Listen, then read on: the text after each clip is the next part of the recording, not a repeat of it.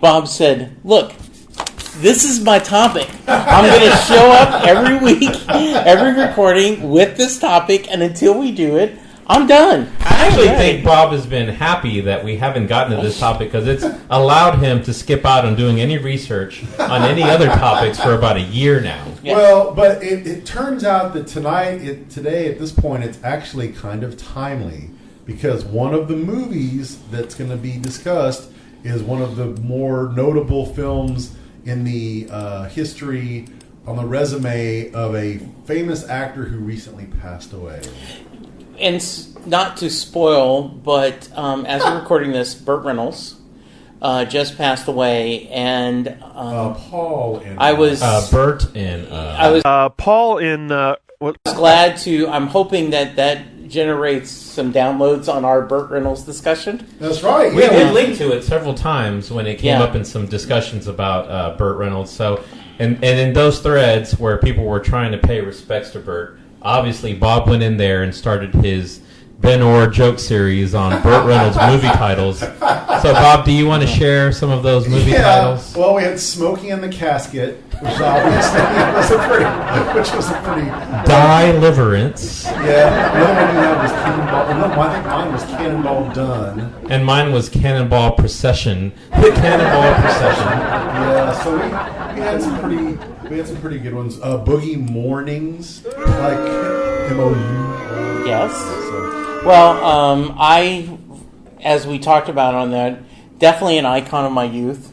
Absolutely. And mine too. I haven't- He's too young, but Well, Yeah. I mean, Yeah. I've seen Smokey and the Bandit, and one of my favorite movies in the 80s is the Cannonball Run. I love the Cannonball Run movie. I like Sharky's Machine. So Archer wasn't the first time you ever heard of Burt Reynolds? Absolutely not. I'm not a millennial.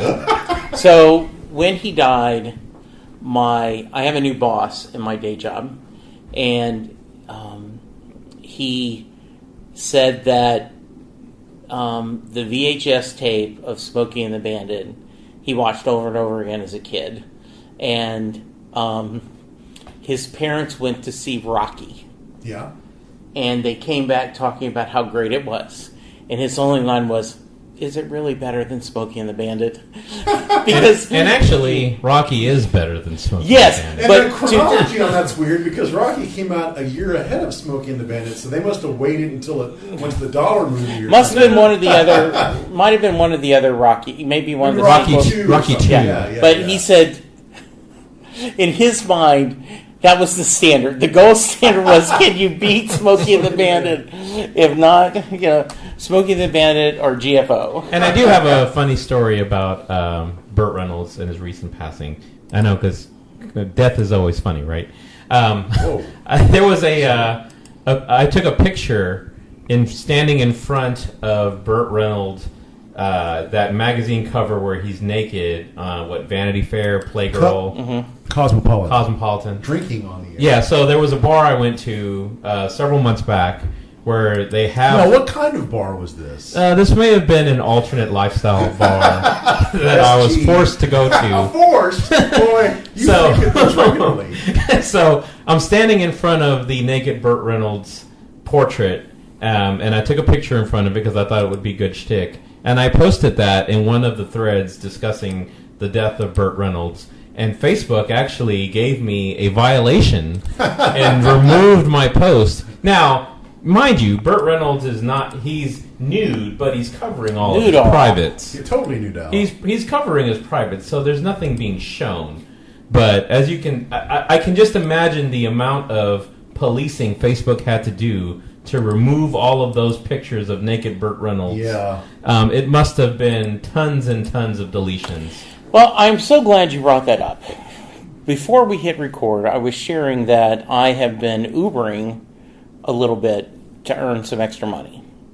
So, So expect the GoFundMe Yes. within the next couple. a month, Jesse's probably not a doing month or so ago, I was driving on a Saturday night and picked up, dropped off a couple, then got a request for someone kind of off.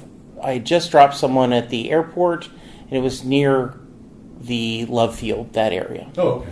Picked up a bigger guy in like jeans and a polo shirt, and he gets in the car and he says, "I'm heading to Ojeda's." I said, "Oh yeah." He says, "Yeah, I'm going to meet my friends." He says, "There's a bear convention in town," and I went, "Chicago Bears? You think?"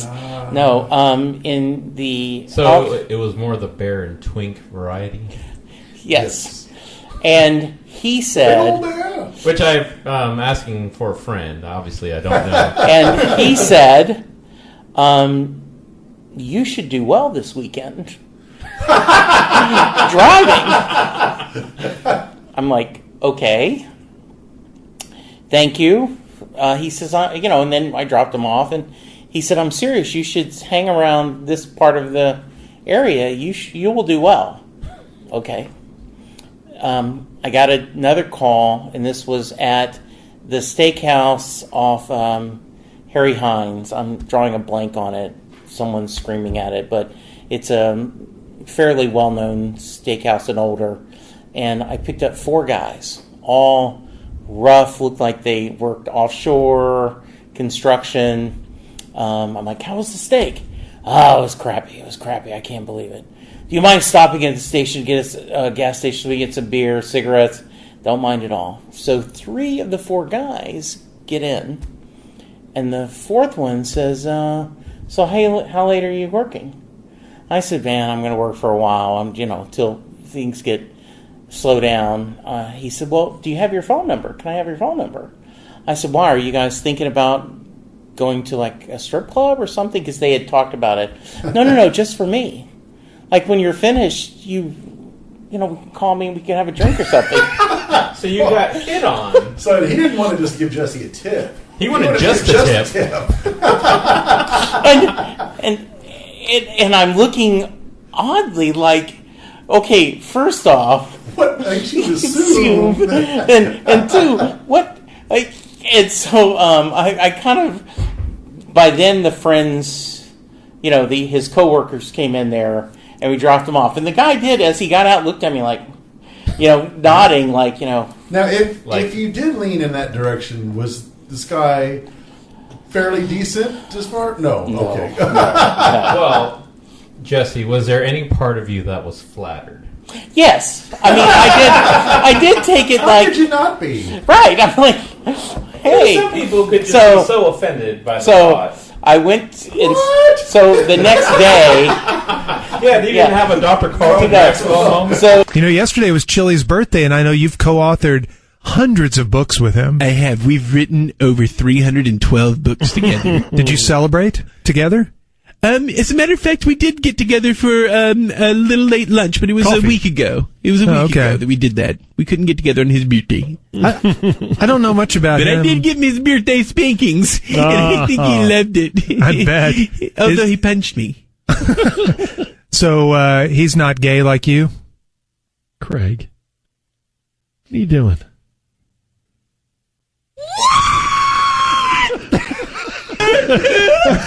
All right. Hey, gay bitch! Do it again. the next day, I'm telling this story to my lovely bride, Linda. And for you guys don't know, I guess she has been my beard for over 30 years. But I said, so just so you know, Linda, I'm a catch among certain of the gay community. So yes, that is my penthouse story. Your Uber penthouse. I Yes. never thought it would happen to me. Yes. So I had to share that story, wanted to share it for the Thor. But now then, Bob, you were saying. Yes, so because of Bert's passing, this is a timely topic. Anderson versus Anderson.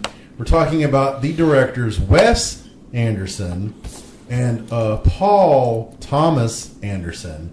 And what's interesting is they both have roughly the same number of movies, one more for one director than the other.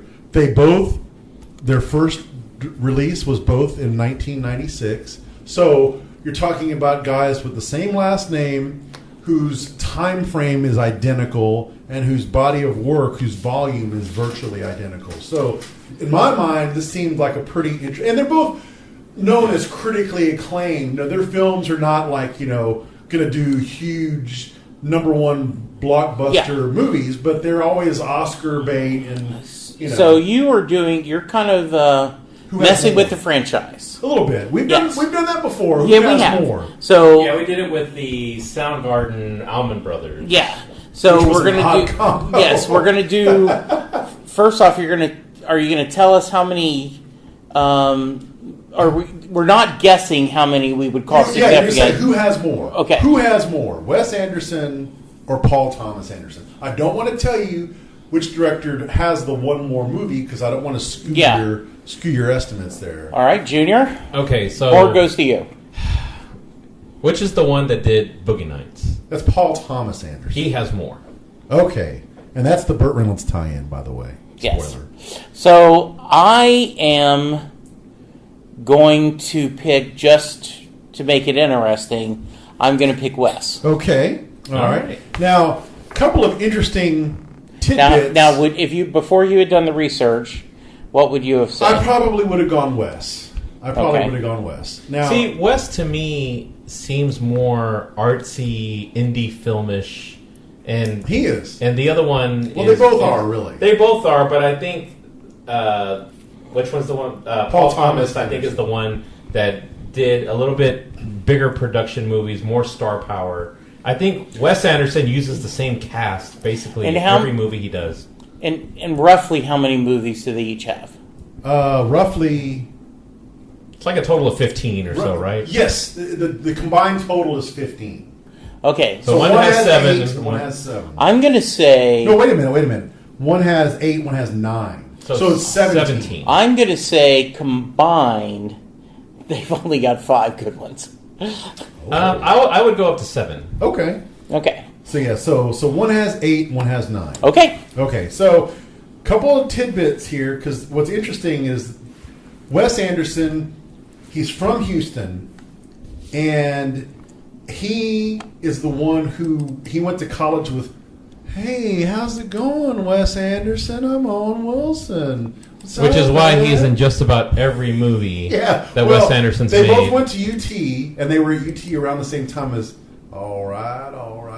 And wasn't Bottle Rocket filmed in Austin? Bottle Rocket was filmed in Dallas. Oh, okay. And that's the tie-in to Dallas is that the Wilsons are from Dallas, and the reason they're from Dallas is because their dad moved here when right before Owen was born, because their dad used to run KERA, Channel 13. Wow. Oh, nice. And speaking of dads on TV, Paul Thomas Anderson's dad, for years and years, was the voice of ABC.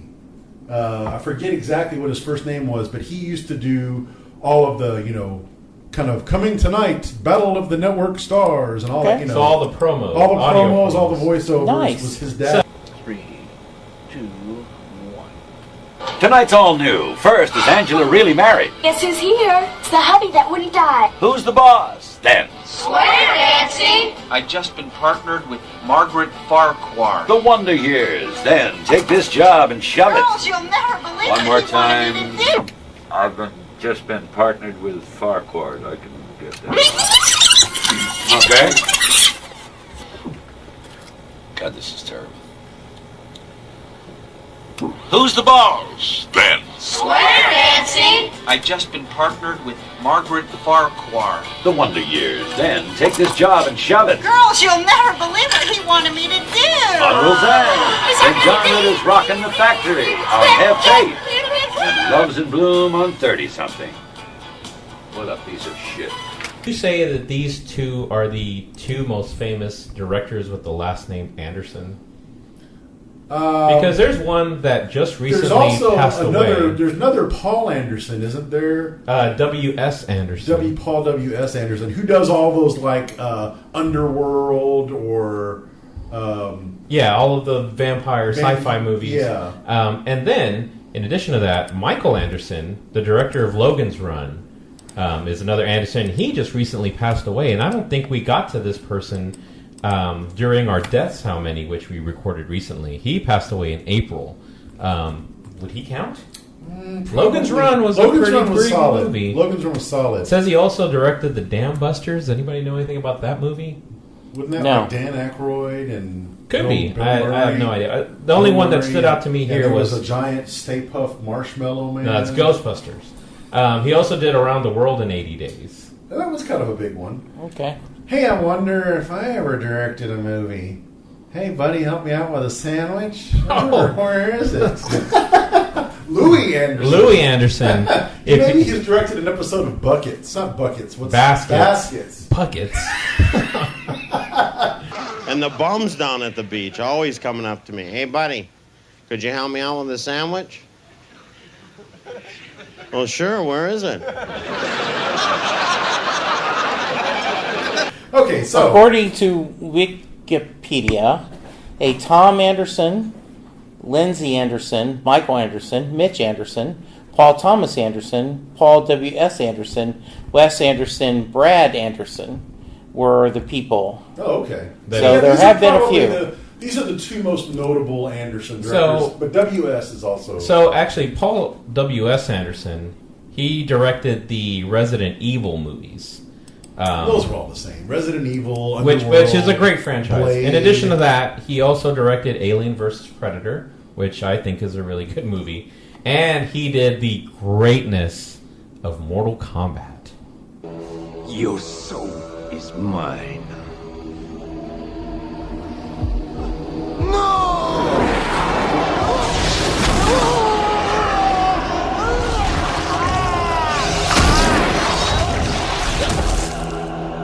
Fatality. That is an excellent movie. Better than the video game? It was on par. In terms of movies that came from video games, which would be another great How Many, by the way. Rampage. Good movies that came from video games, it would be right up there at the top of the list. All right, fair enough. Okay. Okay, so to start in earnest, let's start with Wes. Okay, so Junior mentioned Bottle Rocket. Obviously, that's his first one. First movie anybody ever saw me in, yeah, before Ka-Chow. And I saw that. That's the one where they're like doing a bank heist of some kind or something like that? They're doing a heist. James Caan was the big name they got in it somehow because it was a really super low budget movie. And they had originally done like a student film, a short version of it before they did the big one. But Owen Wilson was in it, and it got noted, more recognized kind of after the fact. Than it was a big indie film, right? But very good movie, very funny movie, one of his better movies. I would count it. You saw it? I've seen Bottle Rocket. Have you seen Bottle Rocket? Now I saw it way after the fact, just because I had heard good things about it. And I remember they were all dressed in like these stupid yellow jumpsuits the whole time. Yeah. I would give that one a thumbs up. Luke Wilson was also in it as well, in addition to Owen Wilson. Don't panic. I left my sweater inside. I know. Do you have a lost and found? Here he comes. Caw-caw, lost and found. Caw-caw. Bob. Sorry, we're closed here. Yeah, do you have a lost and found? I left my sweater back. Got something on you. What's that on your nose? I cut it. I got to cut across the bridge. Do you have a lost and found? Can you come back tomorrow? I can't. I gotta get it tonight. Well, let me check with my manager. Hold on 1 second. Okay. Just stand inside. Okay. Hey, excuse me, sir. We're closed.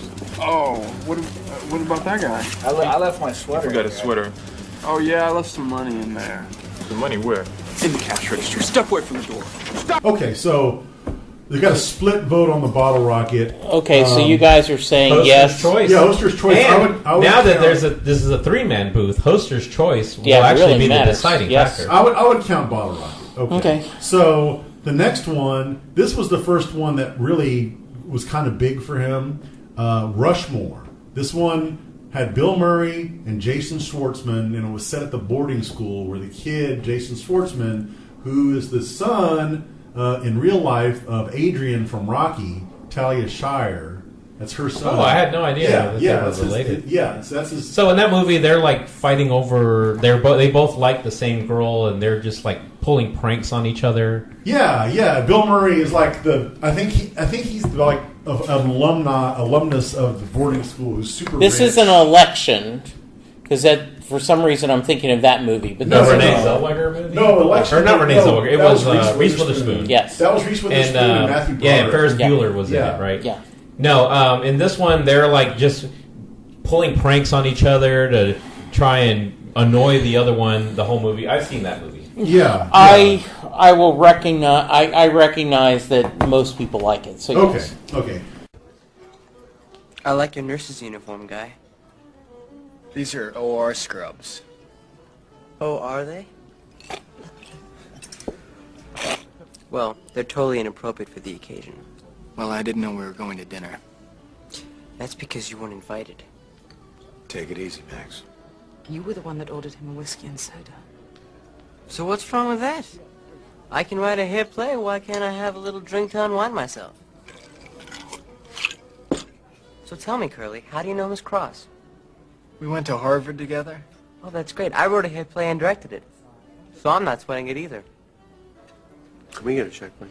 And then this one may be his best known movie or most universally acknowledged, The Royal Tenenbaums. Which is, that movie is very similar to The Big Lebowski for me in terms of being so overrated, Terrible. so not funny.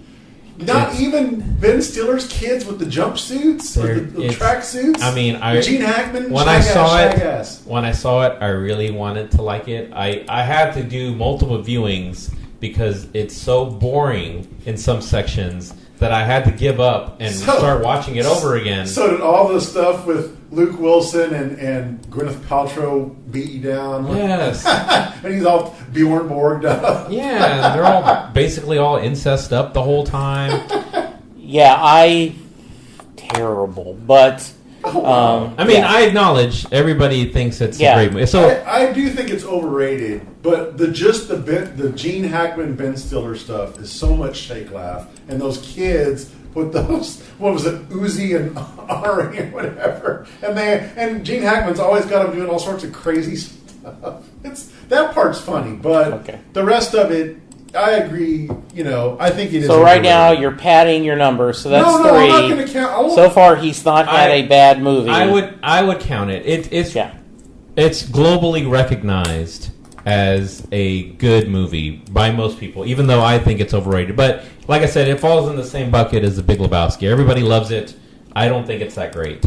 Okay, so but I would count it. Mr. Gundy leads 40-15.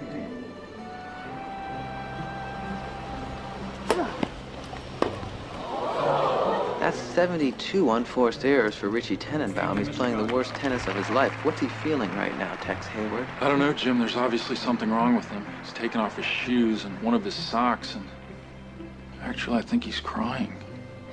I think you're right. Who's he looking at in the friends box, Tex? That's his sister Margot and her new husband, Raleigh Sinclair. They were just married yesterday, Jim. Oh, yes.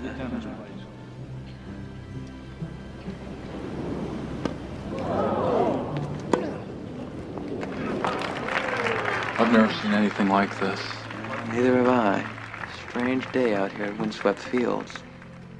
We're going to get into some here that I'm not going to count because I've actually not seen them yet, which is weird since as old as they are. But the first one of those is The Life Aquatic. Now that one I like. With Bill Murray, like as fake Jacques Cousteau. Yeah, and they're in the little... And the effects in that movie are so silly looking because it looks like he's in a little toy submarine underwater looking for that shark the whole time. I forgot what kind of shark it was.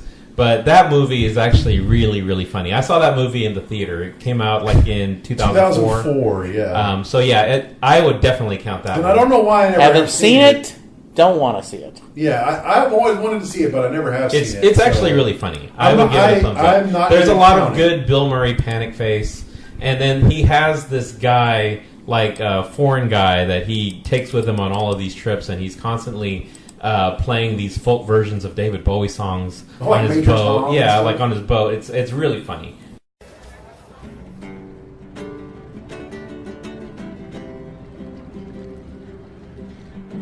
Seguir sem pintar, eu não vi o seu sou de jogar, não bebo e pego, não sei perturbar.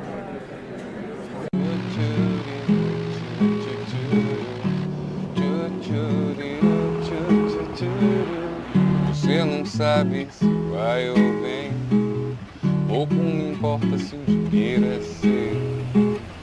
Ei, baby, se ele é legal, passe amanhã, pegue o que é seu. A maquiagem vai desmanchar, para o seu medo aparecer. 0 a 0, agora eu vou. I give that one a thumbs up. Angelica Houston's in it. Again, like always, Owen Wilson's in it too. It's got a lot of good shtick. I would like to see it. It looks funny. I never have seen it though, so I can't break the tie. So I think we can't count that one because Jesse. So I can't give it a thumb up. So we won't count that one. The next one is the Darjeeling Limited. Okay, so I have not seen that one, but I've heard good things. Now, is that the one where they're on the train the entire time? And this is, by this point, and you know, Rushmore was the first time he had kind of a big name in the movie with Bill Murray, but then Royal Tenenbaum's on, he started getting like these kind of star-studded casts. But there's certain people that he started repeatedly having, like Jason Schwartzman is in a lot of these, and Owen Wilson's in a lot of these, and it's some of the same Luke people. Wilson. Yes. You start getting a lot of people in the same I think Edward Norton he starts using exactly. So that one we probably can't count because none of us have seen it. I'm assuming... I've heard good things. I believe Linda liked that movie. Oh, really? Okay. Yeah, but no, I would not count it. Francis? Yeah. Here's your bell.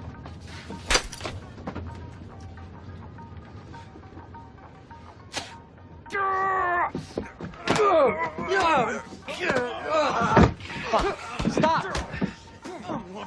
What'd you do?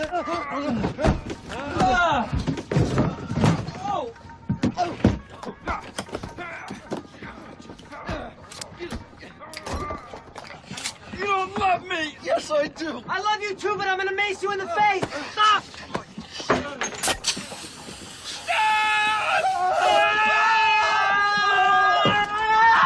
I had to do it! You made Stop including me! Now the next one is my favorite by far of all of his movies, and it's one that my kids also really enjoy. It's his first animated film he did, based on the Roald Dahl, or however you pronounce that guy's name, book, Fantastic Mr. Fox. So much shake laugh, so funny, so good. A lot of great voice, a lot of great stuff in it. George Clooney, Meryl Streep, Bill Murray, of course. Jason Schwartzman was in a lot of the same cast, but some other big names. Just a really great movie, great story. It's kind of that stop motion animation with the almost like claymation looking. Really well done. I have never seen it, but I have heard that it's universally acclaimed as a really clever and good movie. So I have seen it, and you're right. Your description was pretty spot on. It has a lot of shake laugh, and it's actually one of Arla's favorite movies as well. Oh wow, very nice. And it actually got her interested in his other animated movie, although we didn't end up seeing it. Oh, Isle of that Dogs? Came out this year. Yeah, we'll get to that. That's the last one on the list. But the other thing that's great about that movie and a lot of his movies is the music, the soundtrack. A lot of the songs that are in it are really good as well. I think it's time for me to give us a pep talk and explain some things. A very long time ago... May I have a word with you privately? Well, we're in a hole here. Just on the other side of this mineral deposit. Follow me. I'm going to lose my temper now. When? Right now. Well, when? 12 fox years ago, you made a promise to me while we were caged inside that fox trap that if we survived, you would never steal another chicken, turkey, goose, duck, or squab, whatever they are. And I believed you. Why? Why did you lie to me? Because I'm a wild animal. Okay, the next one is, and I have seen this next one, Moonrise Kingdom. Okay, so this one came out 2012.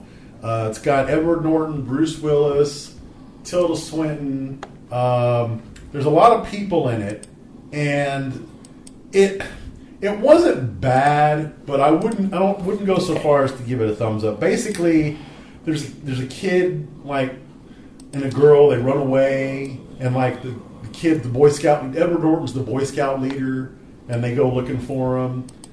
Frances McDormand's in it. First, she's greatness, yeah, and that she should is. be a topic. How many? But if you start your description, it wasn't bad. Not on the list. And I haven't seen it, so I would be taking your word for it if you told me it was good. I'm giving 2 thumbs sideways on that, so we can't count so that it's a no then. No, we can count that one. These are my books. I like stories with magic powers in them, either in kingdoms on Earth or on foreign planets. Usually I prefer a girl hero, but not always. I couldn't bring them all because it got too heavy. You can borrow any you want. Thank you. I also brought my lefty scissors because I'm left-handed, some rubber bands, extra batteries, my toothbrush, and my binoculars, as you know. I forgot my comb, but I'll use my fingers.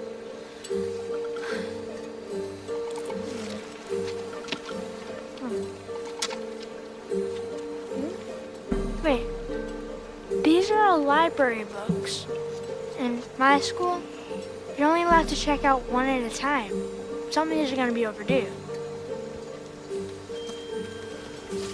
Do you steal? And then another one that I always get confused with Darjeeling Limited is Grand Budapest Hotel, which is another one that's got a ton of people in it. Let's see who all. Ralph Fiennes. Yeah, Ralph Fiennes is in it. Edward Norton's in it. Edward Norton. And I'm pretty sure Jason Schwartz. Oh, F. Murray Abraham. Was in it. And wasn't what do you got against him? Adrian Brody, Willem Dafoe. That's what I was thinking. Jeff Goldblum, Harvey Keitel, Jude Law. Yeah, I remember that movie had a giant all-star cast. Lady Bird's in it. I've only seen bits and pieces of it though. But from what I understand, the movie is supposed to be hilarious. It's all set in this hotel. I don't really know the gist of the entire plot of the movie, though. But from what I've heard, it's supposed to be really good. Yeah, I've never seen it, so I can't count it. But I heard it was good also. You need to be doing the research online. I This is should your have topic. watched all these movies. Yeah, it's not like I haven't had a chance. All these. You've had 2 delays and- years to prep for this, for you to only have seen a third of the movies on your list. Oh, okay. Yeah, poor prep. How may we serve you, gentlemen? Inspector Hank. By order of the Commissioner of Police, Subroca Province, I hereby place you under arrest for the murder of Madame Celine Villeneuve de Goffin Taxis. I knew there was something fishy. We never got the cause of death. She's been murdered. And you think I did it.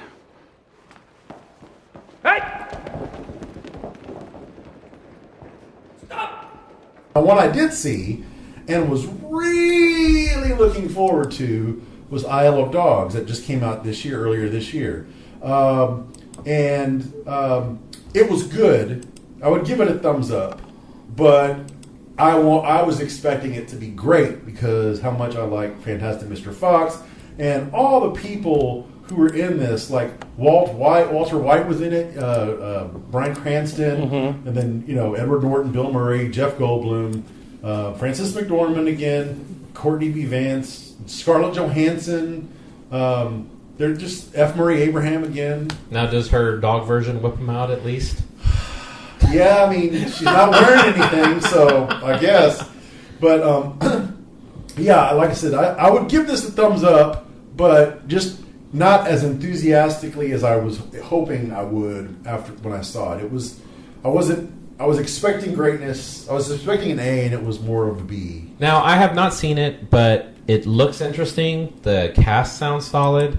Now, if I did see it, just like you, if you're telling me that there's not as much good shtick as Fantastic Mr. Fox, I would probably come out of it disappointed. But I think you would. I going into it, I would have wanted to see it. So I kind of want to give you a sight unseen thumbs up. Wait a second. Before we attack each other and tear ourselves to shreds like a pack of maniacs, let's just open the sack first and see what's actually in it. It might not even be worth the trouble. I don't know. What do you think? I'm not sure. Maybe. Hi. A rancid apple core, 2 worm-eaten banana peels, a moldy rice cake, a dried-up pickle, tin of sardine bones, a pile of broken eggshells, an old smushed-up rotten gizzard with maggots all over it. Okay, it's worth it. Just out of curiosity, do you want to know how much money that movie made at the box office? I'm going to guess about $60,000. No, it wasn't that bad. It wasn't a one-theater release. Yeah. So that movie in theaters, it came out, March or April? Yeah, March of this year. $32 million. Oh, wow. And it opened in 2,000 theaters, so actually, that's not that good, buddy. It opened at $1.6 million. Did it make, when we counted the movies of 2018? Was that one we? It was one we definitely discussed, but I don't remember. I don't think we counted it. And I honestly, it would probably be pushing the issue to count it here because I'm the only one who's seen it, and I wasn't crazy about it. So we'll that keep leaves how many then? 4. Out of 9 movies, 4 of them. Yeah, so he's batting under 500. Just under half. Yeah. Okay, and so far, I would not have put any of them. Oh wow! So he probably hasn't seen most of them. I think there's a couple on this list that if you saw it, you would be like, man, I really like that movie. Especially Life Aquatic, I think you would like. Mr. Fox, I think you would like. No, honestly, out of the ones on there that I've seen, I think the one Jesse would probably like the best is Moonrise Kingdom, oddly enough, which I wasn't as crazy about. But I think you would like Mr. Fox. Put that one on your homework. Okay, you got it. Okay, so that takes us over to Paul Thomas Anderson. Oh, and in addition, another trivial tidbit, he's married to and has kids with Maya Rudolph. Which I just recently saw in the Happy Time Murders this past month, which, by the way, you guys, that movie is genius. Is that the one with the puppets that cuss and are having at it with each other? And Jim Henson's kid did it, so it's... Lots of puppet bodily fluids spraying, openly spraying everywhere. It is a genius movie. It is this year's Disaster Artist. That's how much I like this movie. And you're talking about a guy who literally went to see Disaster Artist at the theater about 9 times. Because it's a genius movie. I could not get enough. He saw it so many times, which it was a funny movie, but... Don't take it personally. This is a crazy Actually, we need like 5 more minutes for lighting. No, I'm ready now. Let's go, Sandy. Come on. All right, let's roll. Let's do it. Set. Yeah, we're rolling. Ready. Camera has speed. And action.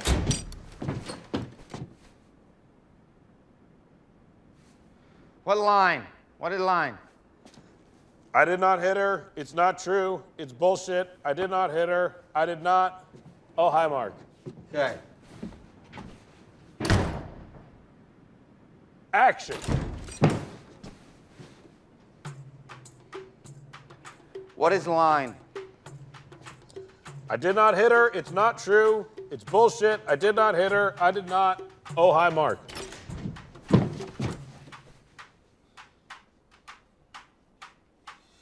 Scene 112, take 13, mark it, action. I did not hit her. Okay, line. I did not hit her. It's not true. It's bullshit. I did not hit her. I did not. Oh, hi, Mark. Take 17, action. I hit her. No. Do you want to change the line? Script is script. Script stays the same. You're doing great, man. We'll get there. Action. Action. Action. You have to say out loud. I can't hear in here. Say action so I can hear her. Okay. Okay, so Paul Thomas Anderson. We're going to start with his first film here, also 1996, just like Wes. His first one was not the barbecue place over by Nebraska Furniture Mart, but the same name, Hard 8. And by the way, Andrew Brown Page, if you notice, Bob shamelessly plugged Nebraska Furniture Mart. Another diss against Weirs. Although he's getting a shout out, so it's not all bad. Okay, so yeah, Hard 8. This one The very critically acclaimed, but it was its first release, so it didn't have a huge notoriety at the time. But oh wow, looking up, you know who he dated before he married Maya Rudolph? Who? Fiona Apple. Ooh, nice. So is that pretty solid? Bad girl.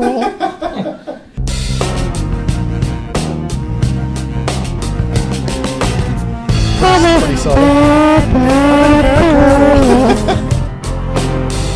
I've been careless with a delicate man. Jesse, how many does Fiona Apple have? It's got about 5. Do you know who that is? Yeah, she's a singer, but I do not know. I do not think I've seen Hard 8. Is that the one with John? Is it card, like poker or card related? I think we discussed this movie during our poker. Okay, here's who was in it. It's got Philip Baker Hall, who you recognize if you've seen him. He was the library cop on Seinfeld. John C. Reilly. Greatness. Dewey Cox. Gwyneth Paltrow. Nice. Samuel L. Jackson. And stay hard, Philip Seymour Hoffman. Oh. Did we count that as one of his great roles? I think so. I think so. we definitely discussed it during the Philip Seymour Hoffman How Many? And I want to say this movie came up during our poker/gambling How Many that we did not too long ago as well. But so what is y'all's take on that? I haven't seen it. I mean, it sounds good. I'm all for gambling movies, but I haven't seen it. Yeah, I haven't. I'm looking at it. I don't remember it, so let's. Yeah, I don't want to pat it. Nah, don't Paddington the stats. No padding in the stats on that. All right, shaka-laka-doo, shaka-laka-dooby-dooby-doo, shaka-laka-doo. You got a little bit more there. Coming in there, baby. Shaka-laka-doo, baby. I'm almost lighting it, baby. I'm gonna light the cigarette, old timer. What are you gonna do? $2,000 hard 8. $2,000 hard 8's a bet.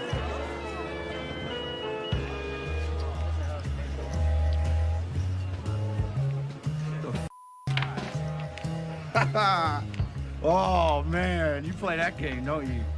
Oh shit. You're big time. You are big time. Oh, hard 8. Oh, okay, here we go. All right, here we go. All right, this is for you, big time. All right, I'm not even looking. Here we go. Hey, 6 on hard play on hard 6. But the next one, I know Junior is going to definitely force onto the list here. Boogie Nights. Greatness. Which is probably, out of all the movies we're going to discuss tonight, the biggest, most known, probably did the most box office. Absolutely. Of all the movies we've discussed, that so far has been the best of the list. That is a genius Mark Wahlberg, movie. Burt Reynolds. Dewey Cox again. What's his name? William H. Macy. Yep. Yeah. Roller Girl was, what's her face? Heather Graham. And Juliette Moore. And Cheap Boy, she is so full throttle in that movie. Well, everybody is. It's 70s. Yeah, but she's all coked up the whole time. It's good. So you've seen this one? Yeah, I've seen Boogie Nights. And it's just, I don't know if I'd call it greatness, but I think it's because it's so wheels off. You know? Oh, Don Cheadle's in it? Don Cheadle is in it. Don Cheadle and, God, who else? There's a lot of people in that one. There's a lot of genius scenes in that movie, obviously. Like when Philip Seymour Hoffman wants to make out. And then he's sitting in his car. Recreate that scene. I'm an effing idiot. I'm an idiot. Effing idiot. Oh, idiot. I'm a idiot. I'm a idiot. I'm a idiot. I'm a idiot. But the funniest scene, and I put this scene in, I think when we did our Singers Turn Actors episode, is when he's singing in that booth the Transformers song from the Transformers movie. You got the touch! You got the power! Yeah! Okay, Derek, you ready? Yeah, I was born ready, Nick. Let's go, man. Dirk Diggler demo. Keep the vocals up. You got the touch. Take 7. Excuse me, Reed.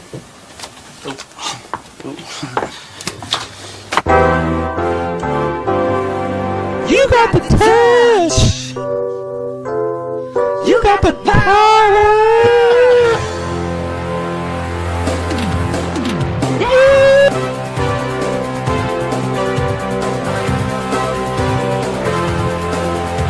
And then when him and Dewey Cox are doing that rehearsal, and they're actually thinking that they're rolling on it, where he's singing, "Feel my heat,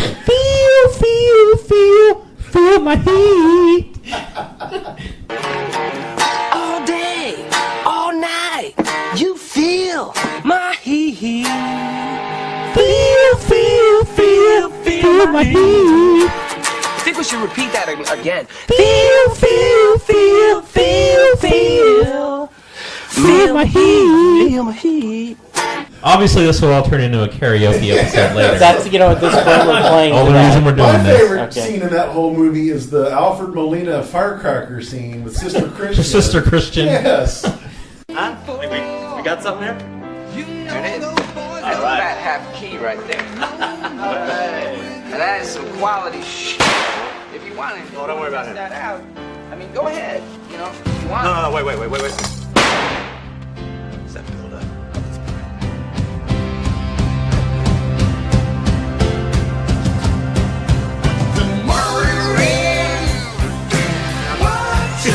I love that song. I thought you were just saying that you were rewinding that last scene where Mark Wahlberg is trying to prep himself up for his big porn scene and looking down at his exposed, fake appendage. Genius movie definitely counts, right? Yeah, that one. Yeah, it counts. That one counts.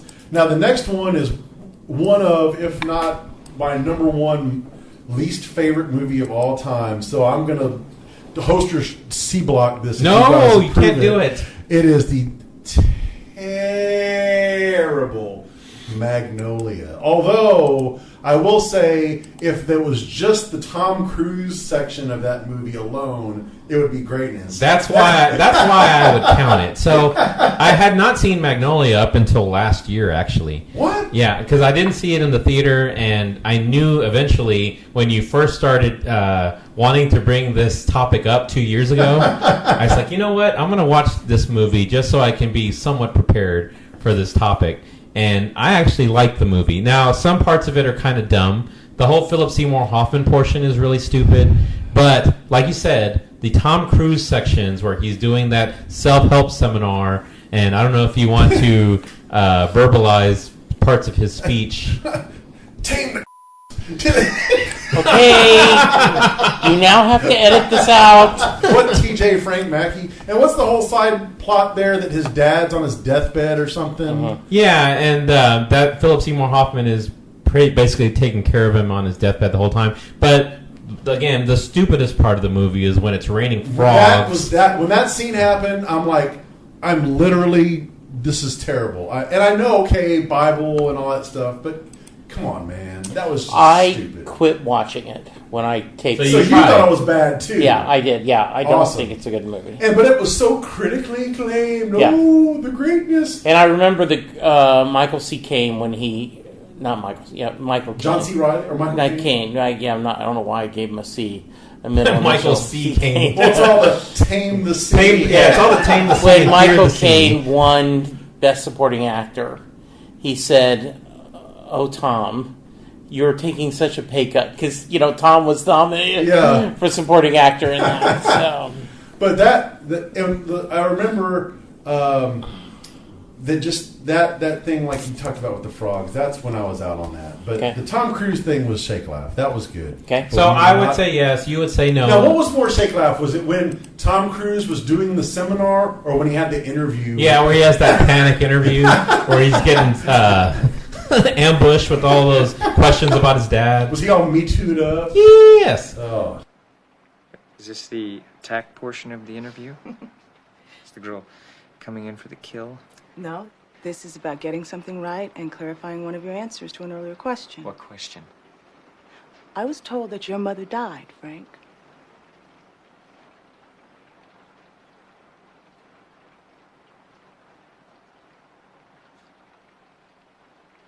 That's what you heard.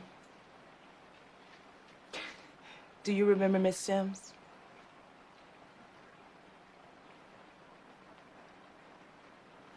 No. Well, I talked to Miss Sims, your neighbor and caretaker after your mother died in 1980. And in my research, I have you listed as the only son of Earl and Lily Partridge. And what I learned from Barbara Sims is that your mother, Lily, died in 1980. So I see, it's my understanding that the information supplied by you and your company and the answers to the questions that I've asked is incorrect, Frank. And if I want to get to the bottom of who you are and why you are, then I think that your family history, your actual family history, well, this is important. What is your question? Well, I guess my question's this. Why would you lie, Frank? All right, so That's a shame that you're not including that movie. Can't do it, buddy. All right. Now the next one, and see, what's interesting is Wes Anderson kind of goes with the same actors. I mean, Philip Seymour Hoffman is basically in every movie he's done, and up until his Paul Thomas untimely Anderson. demise. He is, but what's interesting is, okay, so Boogie Nights, hey, you get Burt Reynolds. Magnolia, oh look, Tom Cruise. Well, Punch Drunk Love, oh, would you like some pie? It's me, Adam Sandler. Ooh. Now, is that Cajun Man, or is that Opera Man, or is that Canteen Boy? Canteen Boy. Oh, so, if I need to use an exemption, I will. Punch Drunk Love is massive, massive shake laugh. Now, that is a great movie. The scene, I've seen bits and pieces. I've never seen it in its entirety, just bits and pieces. But the one part that was shake laugh that I can't remember what it was that imitated it, but the scene of the commercial where Philip Seymour Hoffman tries to jump on the mattress off of the you know what I'm talking about?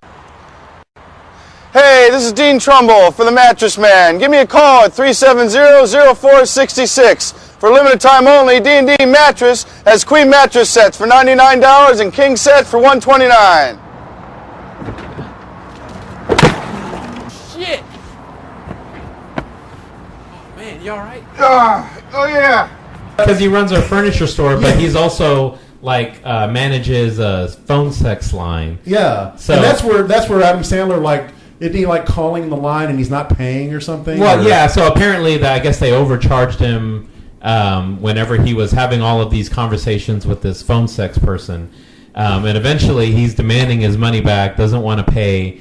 And he calls and talks to Philip Seymour Hoffman, and this was a very shake laugh scene, and I actually put it in the Philip Seymour Hoffman How Many that we did, where he's raging up and arguing with Philip Seymour Hoffman, and Adam Sandler gets so mad, he's like, "Go F yourself!" And then Philip Seymour Hoffman just starts doing these heavy breaths. What?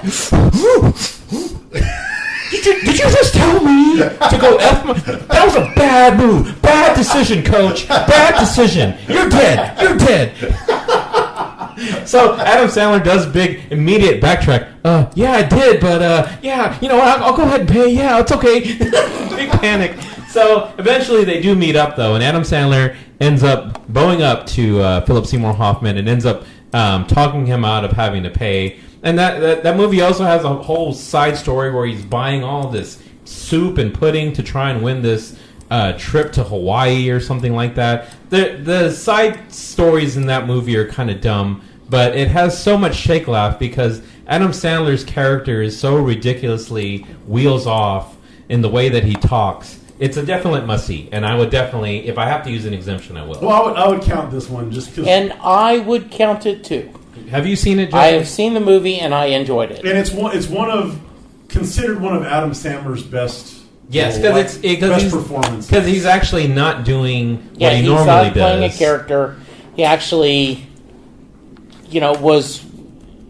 And when I say a character, he's acting. Of course, he's playing a character, but he was not doing a bit. He was actually acting. I agree. I thought that was a really I like the movie. It is kind of artsy-fartsy in that they're always using that weird color palette to do their transitions through the scenes. And I think that movie also like uses that Popeye song nonstop. He needs me. He needs me. He needs me. Not he beats me, but he needs me. But he does. I've never been on a plane before. Because he's so alone. What was that sound? Maybe it's because he's never had a home. He needs me. He needs me. He needs me. He needs me. He needs me. He needs me. That Popeye song is greatness. Okay, so moving on, we're getting to where he starts really making some Oscar impact, and also you start getting a little catchphrase action here for "I drink your milkshake." Yes. There will be blood. Is it, or as Corby calls it, is that blood?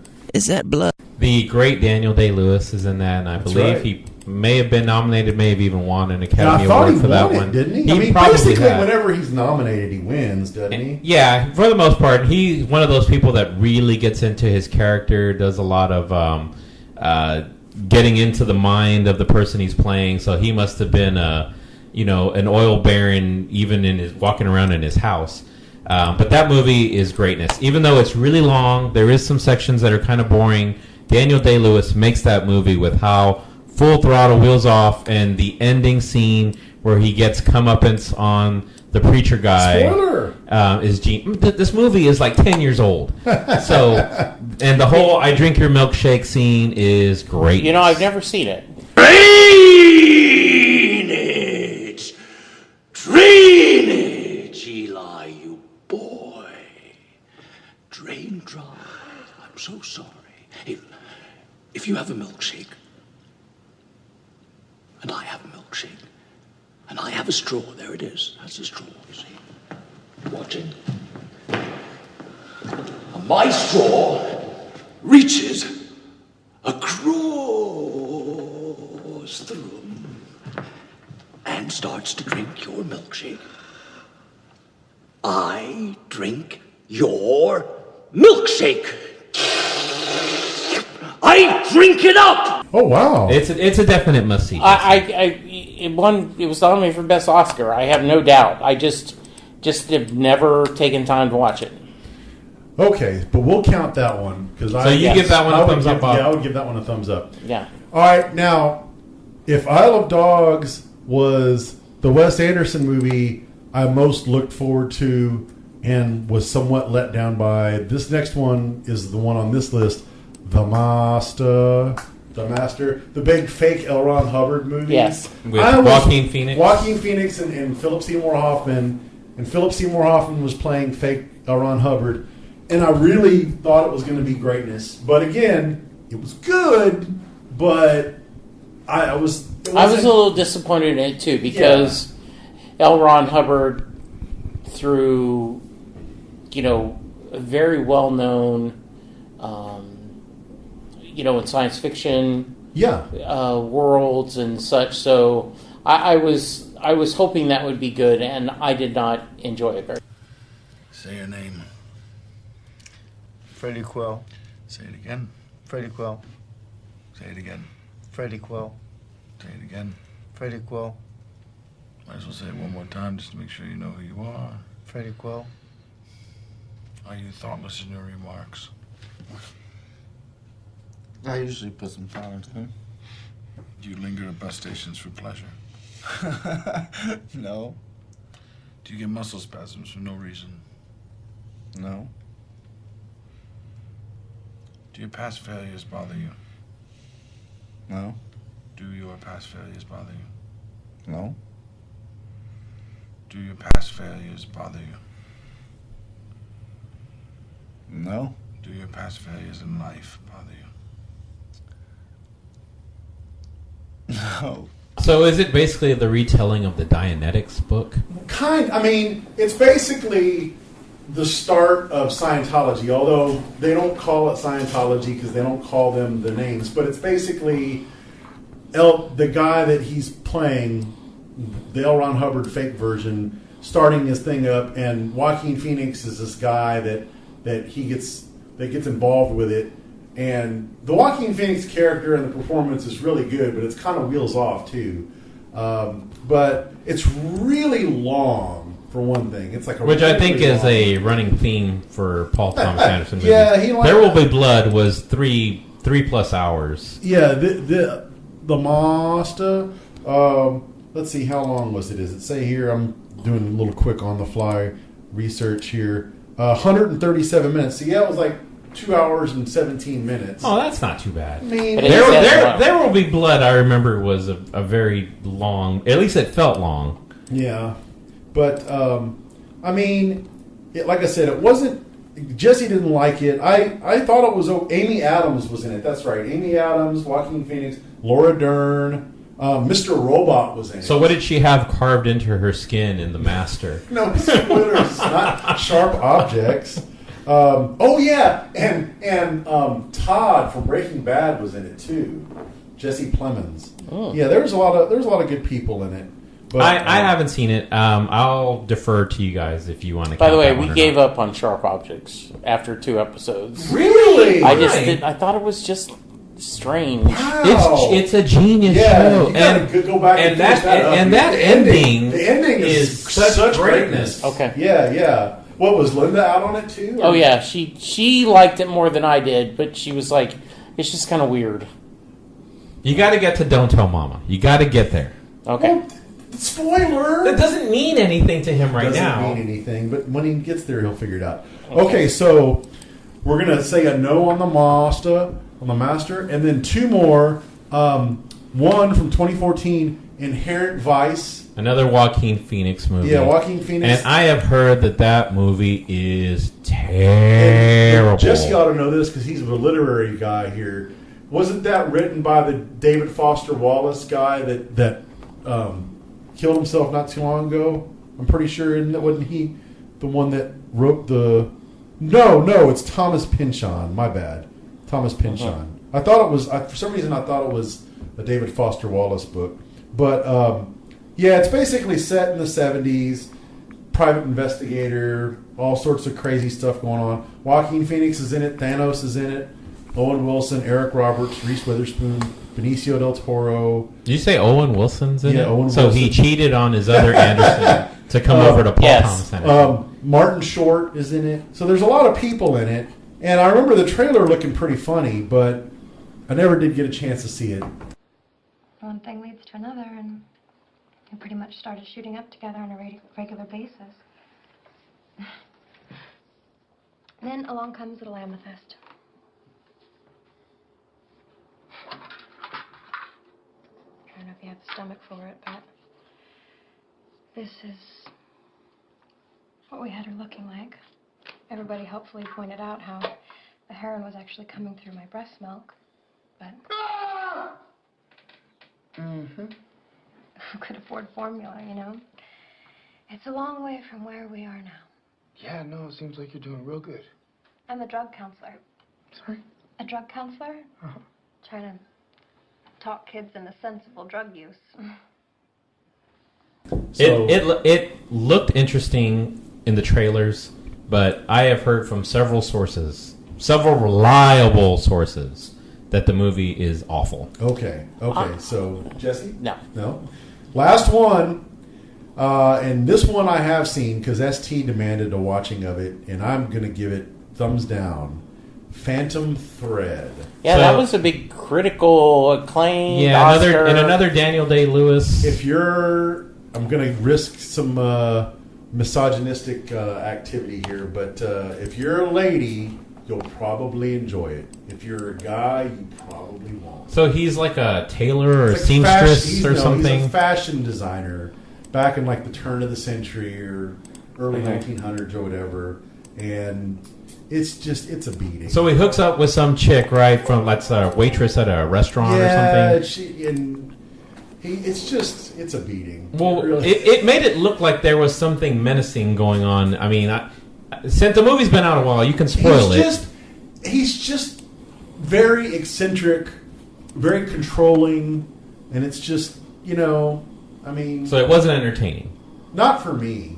Now, my wife enjoyed it, but again, I think this one's going to split mostly down gender lines on how much What do you enjoy think women liked about the movie? Because I don't really know what the storyline is. Like, in the trailers, it makes it look like maybe he's planning to kill this waitress or something, or I didn't understand the plot.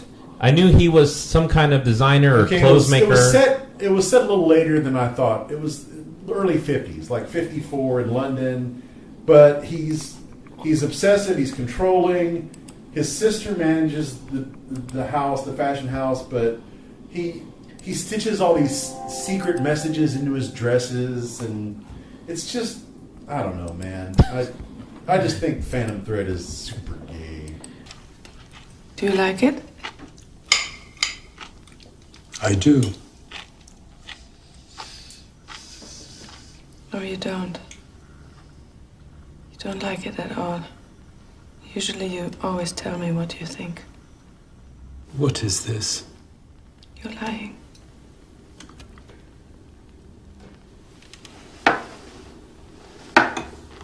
As I think you know, Alma, I prefer my asparagus with oil and salt. And knowing this, you have prepared the asparagus with butter. Now, I can imagine in certain circumstances being able to pretend that I like it made this way. Right now, I'm just admiring my own gallantry for eating it the way you've prepared it. All right. Well, we don't have to. I haven't seen it, so I definitely will give it a no. And honestly, besides him, you wouldn't know anybody in this movie. It's a the waitress I thought I had seen her in something else. It was a blonde lady, right? Kind of redheadish. Yeah. No, I've never heard of her before. I mean, looking at this cast list, there's not even like bit players you would see. I mean, I've never recognized any of these names. So, Okay, we don't have to count. All right, interesting. I thought we were going to end up with a tie, and we did not. And I'm kind of surprised at the results here. So, Wes Anderson, we ended up with Bottle Rocket, Rushmore, Royal Tenenbaums, and Fantastic Mr. Four. 4 movies. Fox, we had 4. Paul Thomas Anderson, we had Boogie Nights, Punch Drunk Love, and There Will Be Blood. So we only had 3. Really? Jesse Wow. said 7 for both combined. Didn't No, he? actually, it's 7. I said 5. Oh, He said 5. Okay, Yeah, so good. I would have guessed that the Paul would have done more popular too. yeah, But, I'm kind of surprised about that. And I actually thought he had made more movies than this. Wes and Anderson has one more. And going into it, I really would have thought we would have counted Magnolia because that everybody knows that movie. But it's a so bad. critically So bad. acclaimed movie. Okay, so getting into how much money the directors have made, do you want to make a guess on what Paul Thomas Anderson? Okay, let me stop. We really want to spend more time on these two spaces. It'll be really quick. Do we not need to move on to a new topic? Jesse is not a fan of this one. It'll be really quick. Okay. Of the 2 directors, who do you think has made the most money box office wise? Paul Thomas Anderson. Yeah, Paul Thomas. Yeah. So you would both be wrong. Oh, wow. So Paul Thomas Anderson's lifetime gross, $152 million, $685,000. Okay, so give me that number again. 152. $152 million. Okay, so 152 And change. million divided by what is it? 8. 8 movies. Yeah. So he's 19 million per. Right. Okay. So Wes Anderson, $263 million and change, an average of about $29 million per movie. Wow, that really shocks me. I Now- guess Wes Anderson has more widespread appeal. Must be. Than Paul Thomas Now, Anderson. do you want to take a guess on, between the 2 directors and all of their movies, which one grossed the highest of any of the movies that we talked about? I'm going to guess either Boogie Nights or There Will Be Blood. Okay. And this is just box office. Okay. So, the highest grossing movie of the 2 directors, The Grand Budapest Hotel. Wow. Made $59 million. I would never have guessed I would that never one. have guessed that Yeah, either. Boogie Nights actually only made $26 million in the box office. Now, it may have made a lot of money in DVD sales and things like that, but in Boogie Nights' opening week, $50,000. Dang it. So it basically made Action Point money. And again, a lot of it may be because it was practically an X-rated movie, but... So, in retrospect, we were wise to have been avoiding this topic. No. I thought it was a solid topic. Solid topic. And it had a lot of good preamble. We got a lot of good discussion. Yes. Before We got the Uber story. If nothing else, before we got got the in, Uber story. before we got into your whip topic, we had some good discussions going on. We miss you, Scott. Come back here. I'm Yes. dying here. All right. How can we reach everybody? Yes. Bob? I am on Twitter, and my handle is @lukewarmtallboy. Wow, what an interesting name. You want to go into the... Where's we that won't start spend from? any more time on this. Okay, so you can reach me at Mexican_Junior. You can email me, MexicanJunior@hotmail.com. Or you can email the show at howmanypodcasts@gmail.com. Bob just panicked and almost poked his eye out with his pen. Have we gotten any email? Lots of spam email, lots of YouTube violations for using copyrighted material.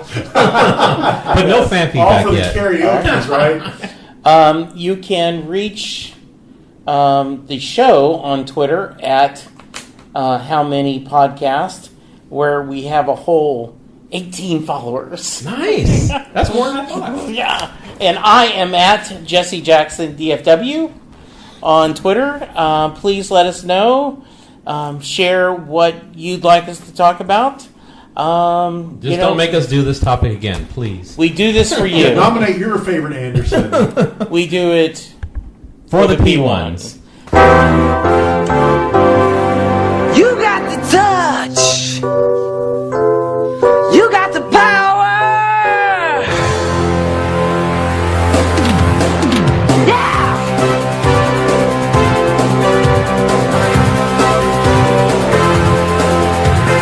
After all is said and done, you never walk, you never run, you're a winner. You got to move, you know the streets, break the rules, take the heat, you're nobody's fool. You're at your best when the going gets rough, you've been put to the test, but it's